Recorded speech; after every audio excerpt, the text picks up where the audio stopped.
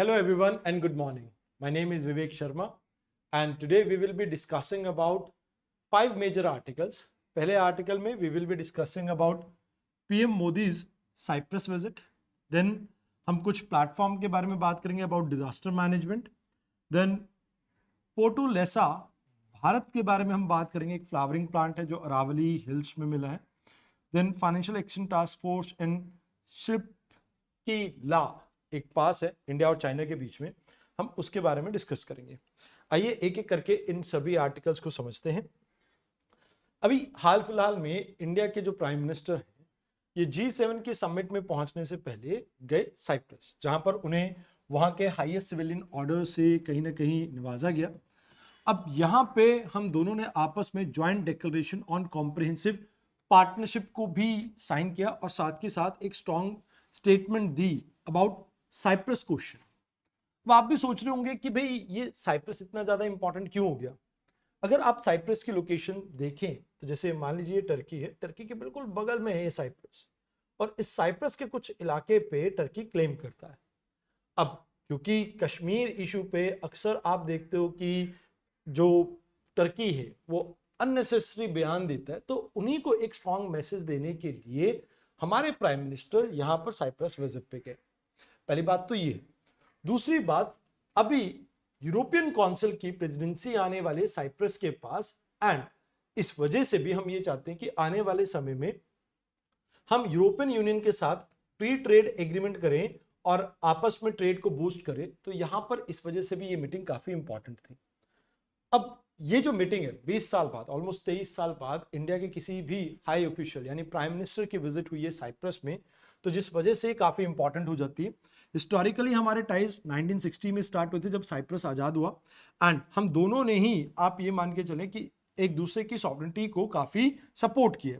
जैसे इंडिया के United nation security council में परमानेंट मेंबरशिप की बात हो, टेररिज्म की बात हो, कश्मीर इशू, तो साइप्रस ने हमेशा से हमारा सपोर्ट किया. एंड इवन साइप्रस की बात की जाए तो नैम यानी नॉन अलाइंड मूवमेंट में भी साइप्रस ऑन पेज था हमारे साथ. अब साइप्रस क्यों इंपॉर्टेंट है? देखिए यहां पर अगर आप देखें तो इकोनॉमिक ट्रेड हमारे आपस में बहुत अच्छे तो नहीं है, बस थोड़े बहुत ही हैं. फार्मास्यूटिकल, आईटी सेक्टर, मशीनरी, ये काफी अच्छे एरियाज है जहां पर आप ये कह सकते हो कि हमारा एक्सपोर्ट ज्यादा है इनके साथ. इंपोर्ट में हमारा इन्वेस्टमेंट फ्लो आता है यहाँ से. तो एफडीआई की बात की जाए तो तकरीबन 111 बिलियन डॉलर की यहाँ से इन्वेस्टमेंट इंडिया के अंदर आई है.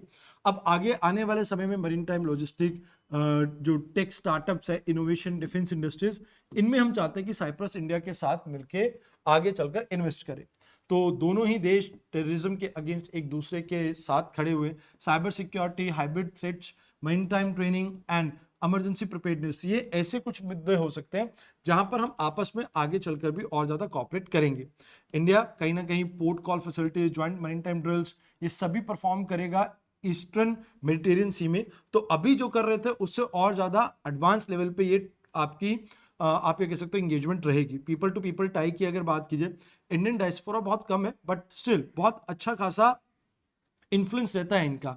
एंड कहीं ना कहीं आप ये मान के चलो कि साइप्रस के साथ हमारी डायरेक्ट एयर कनेक्टिविटी भी है. पॉलिटिकल पॉइंट ऑफ व्यू से बात की जाए तो हमेशा से इंडिया की सपोर्ट करता है ये पीसफुल रेजोल्यूशन, चाहे आप इंडिया की बात करें कश्मीर मुद्दे पे और चाहे साइप्रस क्वेश्चन की बात करें. हम दोनों ही हमेशा से पीसफुली अपनी जो प्रॉब्लम्स है उन्हें रिजॉल्व करने की बात करते हैं. साइप्रस हमेशा बैक करता है इंडिया की परमानेंट मेंबरशिप, कहीं ना कहीं यूनाइटेड नेशन सिक्योरिटी काउंसिल के अंदर रिफॉर्म की भी बात करता है. एंड एक बार फिर से ये टॉप लेवल मीटिंग्स की वजह से आप ये कह सकते हो कि आपस में टाइज और ज्यादा इंप्रूव होंगे. आने वाले समय में innovation, AI, digital infrastructure, green energy, climate change, terrorism, maritime connectivity, defence and strategic air affairs, इन सभी में हमारी आपस में कनेक्टिविटी और ज्यादा बूस्ट हो सकती है. कहीं ना कहीं हम ये चाहते हैं कि भाई आने वाले समय में साइप्रस और इंडिया के बीच में एक प्लान ऑफ एक्शन को हम इंप्लीमेंट कर सके. तो अगले 4 साल तक, 5 साल तक इसकी इंप्लीमेंटेशन देखने को मिलेगी 25 से 29 के बीच में. फ्री ट्रेड एग्रीमेंट में ये हमारी हेल्प करेगा कहीं ना कहीं फाइनलाइज करने में. देन कहीं ना कहीं अभी मल्टीलेटरल कोऑर्डिनेशन की बात की जाए, यूनाइटेड नेशन, कॉमनवेल्थ और जो फाइनेंशियल एक्शन टास्क फोर्स है, इन सभी फॉरम में ये हमारे साथ कोऑर्डिनेट करके टेररिज्म जैसी प्रॉब्लम्स को सॉल्व करने में हेल्प करेगा. अभी अगर बात की जाए हमारी मेंबरशिप को एनएसजी में सपोर्ट करेंगे. International atomic energy agency and United nation security council में भी हमारी मेंबरशिप को ये सपोर्ट करेंगे। तो कहीं ना कहीं यहाँ पर ये विजिट, जैसा मैंने आपको कहा कि एक जियो पॉलिटिकल लेवरेज है, कहीं ना कहीं हम अपना रीजनल इन्फ्लुएंस इंक्रीज करना चाहते हैं, टर्की को एक स्ट्रॉन्ग मैसेज देना चाहते हैं, और साइप्रस हमारे लिए एक गेटवे हो सकता है यूरोपियन यूनियन के लिए, और आपस में मल्टीलेटरल कॉपरेशन को हम इंप्रूव करना चाहते हैं। तो दीज आर द थिंग्स जो आपको यहाँ पे इसके बारे में याद रखनी है। आइए अब बात करते हैं साइप्रस के बारे में। साइप्रस एक्चुअल में आप ये कह सकते हो कि साइप्रस दो हिस्सों में डिवाइडेड है, एक आपका नॉर्दर्न साइप्रस है एंड एक आपका रिपब्लिक ऑफ साइप्रस है। तो सिंस 1974 जब टर्की ने इसको कैप्चर किया था उसके बाद से इसकी यही सिचुएशन है। यहाँ पर टूरिज्म, शिपिंग, फाइनेंशियल सर्विसेज और रियल एस्टेट काफी अच्छा फलता फूलता है।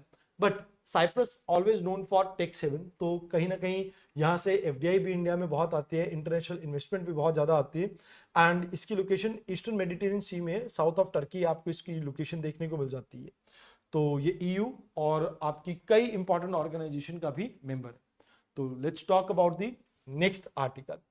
अब देखो यहाँ पर अमित शाह जी ने कुछ इनिशिएटिव लॉन्च किए। पहला इनिशिएटिव है इमरजेंसी रिस्पांस के बारे में है, that is integrated control room for emergency response, national database for emergency management light, flood hazard zonation Atlas. तो ये तीन इनिशिएटिव अभी रिसेंटली गवर्नमेंट ऑफ इंडिया ने लॉन्च किए, जहां पर इमरजेंसी रिस्पांस की अगर बात की जाए तो रियल टाइम डिजास्टर को मॉनिटर करना, सैटेलाइट स्ट्रीम्स डाटा को स्ट्रीमलाइन करके ब्रॉडकास्ट करना, एंड इवन अगर आप देखें तो स्टेट और डिस्ट्रिक्ट लेवल पे एजेंसीज के रिस्पांस को कोऑर्डिनेट करना, ये इसका मेजर मुद्दा रहेगा। अब दूसरा जो इनिशिएटिव है that is about national database for emergency. तो इस 2.0 वर्जन की बात की जाए तो ये हमारे रिस्पॉन्सेज को कहीं ना कहीं और ज़्यादा स्ट्रीमलाइन करने में हेल्प करेगा, इंफॉर्मेशन स्प्रेड करने में हेल्प करेगा, ऑफलाइन एंड रिमोट एक्सेस में भी आपको हेल्प करेगा। फ्लड जोनेशन में स्पेशल फोकस है आपका असम के ऊपर, डिजास्टर रिस्क रिडक्शन को हम फोकस कर रहे हैं यहाँ पर, रियल टाइम बेसिस पे रिवर के अंदर उसका क्या वाटर का लेवल चल रहा है, फ्लड की क्या सिचुएशन चल रही है, इन सभी डाटा को ये डेसिमेट करेगा यानी प्रोवाइड करेगा। ये सभी डिसीजन आपकी एनुअल कॉन्फ्रेंस जो हुई थी ऑन रिलीफ कमिश्नर्स की और डिजास्टर मैनेजमेंट सेक्रेटरीज और disaster state disaster response forces, इन सभी की मीटिंग्स के अंदर ये तीन इनिशिएटिव को प्रमोट किया गया। अब देखिए इसका सिग्निफिकेंस ये है कि हमारे डिसीजन डाटा ड्रिवन रहेंगे, रिस्पांस और बेटर हो पाएंगे, एंड हमारे पास प्रेडिक्टेबिलिटी रहेगी इस तरह के डिजास्टर की। अब एनुअल फ्लडिंग जो होती है असम के अंदर, उस प्रॉब्लम को भी हम यहाँ से सॉल्व कर पाएंगे, एंड कहीं ना कहीं ये जो सेंडाई फ्रेमवर्क जो 2015 से लेकर 30 तक हमें इंप्लीमेंट करना है, उसमें हम रिस्क रेजिलिएंट और रिस्क रिडक्शन के ऊपर फोकस करते हैं, हम उसको भी फुलफिल कर पाएंगे। आइए अब बात करते हैं पोर्तुगीज भारत के बारे में। अब रिसेंटली ये आपको फूल मिला है कहाँ पे, जयपुर के पास, कहाँ पर, अरावली हिल्स में। तो ये एक हिडन बायोडाइवर्सिटी है जो कि आपको रॉकी और सेमी एरिड एरिया में देखने को मिल जाती है, एंड ये डाटा डेफिशिएंट कैटेगरी में आती है IUCN की। वैसे तो मॉर्फोलॉजिकल फीचर की बात की जाए तो रॉक्स के अंदर ऐसी ये पहली बार आपको ऐसा सक्लूडेंट प्लांट देखने को मिला है, एंड ड्राई रॉकी एरिया में आपका ग्रो कर रहा है। वैसे एंडेमिक है इस एरिया में, तो इस वजह से भी काफी इंपॉर्टेंट हो जाता है। इसके बारे में वैसे इतना ही बहुत ज्यादा जरूरी इंफॉर्मेशन थी। डाटा डेफिशिएंट है, ये थोड़ा वर्नेबल हैबिटेट है, और इवन इसकी डिस्ट्रीब्यूशन करें तो एक स्मॉल नैरो एरिया में देखने को मिलती है, जो ऑलरेडी ह्यूमन इंपैक्ट की वजह से काफी, आप ये कह सकते हो कि ऑलरेडी प्रॉब्लम में है। तो अब बात करते हैं पहलगाम अटैक के बारे में। फाइनेंशियल एक्शन टास्क फोर्स ने पहली बार स्टेट स्पॉन्सर टेररिज्म के बारे में अपनी एक रिपोर्ट रिलीज की है, जिसकी वजह से न्यूज में था। तो ये एक इंटर गवर्नमेंटल एजेंसी है जो मनी लॉन्ड्रिंग और टेरर फाइनेंसिंग से डील करती है। ये कहीं ना कहीं एक ग्लोबल वॉचडॉग है अबाउट फाइनेंशियल क्राइम्स, एंड ये G7 की एक इनिशिएटिव है जो पेरिस के समिट के दौरान 1989 में स्टार्ट की गई थी। इसका हेडक्वार्टर भी पेरिस में है, और इसमें फोकस है एंटी मनी लॉन्ड्रिंग स्टांस के ऊपर, जहां पर आप फोकस करते हो कि आप कैसे काउंटर टेररिज्म के ऊपर फोकस करेंगे, एंड जो टेरर फंडिंग है उसको आप रिड्यूस करेंगे। तो पहली बार इन्होंने बात की कि स्टेट स्पॉन्सर टेररिज्म की प्रॉब्लम से इंडिया जूझ रहा है, एंड ये अपनी report time to time release करते, जैसे ये हेल्प करते हैं जैसे आपके फाइनेंशियल सिस्टम में ट्रांसपेरेंसी रहे ताकि टेरर फंडिंग रिड्यूस की जा सके। ये मॉनिटर करते हैं कि आपकी जुरिस्डिक्शन में किस तरह की लाइक टेरर फंडिंग चल रही है उसके बेसिस पे ब्लैक एंड ग्रे लिस्ट को पब्लिश करती है, ये इवेलुएट करती है कंट्रीज को, जैसे इंडिया को अभी रिसेंटली इन्होंने इवेलुएट किया एंड ये कहीं ना कहीं कोशिश करते हैं टेरर फंडिंग को रिड्यूस करने की। तो अभी इन्होंने कहा गया कि भी इंडिया के पास अभी सबसे बड़ी जो प्रॉब्लम आ रही है वो स्टेट स्पॉन्सर टेररिज्म से आ रही है एंड ये असिस्ट करता है, गाइड करता है कंट्रीज को कि वो फाइनेंशियल रेगुलेशंस को अपने और ज्यादा स्ट्रॉन्ग कर सके। तो ब्लैक लिस्ट ग्रे लिस्ट के बारे में तो मैंने आपको बता ही दिया है। Now let's talk about Shipkila पास के बारे में। शिपकीला पास अगर हम बात करें तो ये हिस्टोरिकली एक इंपॉर्टेंट रीजन है जो कि हिमाचल प्रदेश को कनेक्ट करता है तिब्बत ऑटोनोमस रीजन से। तिब्बत से कह दीजिए चाइना का एक कैप्चर्ड एरिया है। यहाँ पर ट्रेड आपको देखने को मिलता है 15th सेंचुरी से ही इस एरिया में एंड कहीं ना कहीं ओरल ट्रेडिशन में तो और भी एंशिएंट टाइम से यहाँ पर आपस में ट्रेड चलता आया है। तो कहीं ना कहीं जो ट्रेड होता था ट्रेडिशनल ओथ और क्रॉस बॉर्डर कम्युनिटी के ट्रस्ट के बेसिस पे होता था, बट जब से 1962 में इंडिया चाइना वॉर हुआ था तो उसके बाद से ये एरिया ट्रेड यहाँ पर बंद हो गया था। उसके साथ साथ डोकलाम टेंशन के बाद और कोविड-19 पेंडेमिक के बाद से ही और ज्यादा यहाँ पर रिस्ट्रिक्शन इंपोज कर दी गई। अभी हम चाहते हैं कि भाई देखो इन दोनों एरिया में चाहे आप किन्नौर की बात करें या तिब्बत की बात करें, आपस में बुद्धिस्ट ट्रेडिशन को हम शेयर कर सकें एंड आपस में आप ये कह सकते हो कनेक्टिविटी को बूस्ट कर सके। तो कॉमन कम्युनिटी यहाँ पर दोनों साइड पे आपको देखने को मिलती है जिनकी लैंग्वेजेस तक आप ये कह सकते हो कि ऑलमोस्ट कॉमन है। तो इससे आपको बेनिफिट मिलेगा आपस में स्ट्रॉन्ग रिलेशंस को कल्चरली बाउंड करने में। तो मतलब यहाँ पर आपको कोई क्रॉस बॉर्डर फैमिली टाइज नहीं देखने को मिलते, बट एक स्ट्रॉन्ग कल्चरल यूनिटी आपको यहाँ पर देखने को मिल जाती है जिस वजह से ये एरिया इंपॉर्टेंट हो जाता है। वैसे तो बहुत सारे आपके पासेस है, बट 3 पासेस आपने याद रखना है, Nathula, Lipulekh and Shipkila. One is located in Sikkim, Nathu, Lipu आपका उत्तराखंड में है एंड शिपकिला आपके कहाँ पे है, हिमाचल प्रदेश में। ये सभी आपके कनेक्टिविटी प्रोवाइड करते हैं टू चाइना। तो वैसे इससे एक बेनिफिट ये भी रहेगा कि आपका जो टूरिज्म है इस एरिया में, खासकर जो बुद्धिस्ट सर्किट और इसके आसपास के एरिया में, तो वो आपका बूस्ट होगा। एंड इवन आप ये मान के चले कि कैलाश मानसरोवर यात्रा को अभी जो टाइम है वो 14 डेज से रिड्यूस हो जाएगा।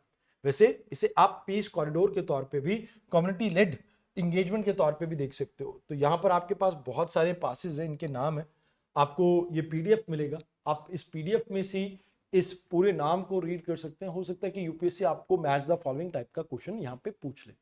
तो आज के डिस्कशन में इतना ही था। आई होप आपको डिस्कशन अच्छी लगी हो।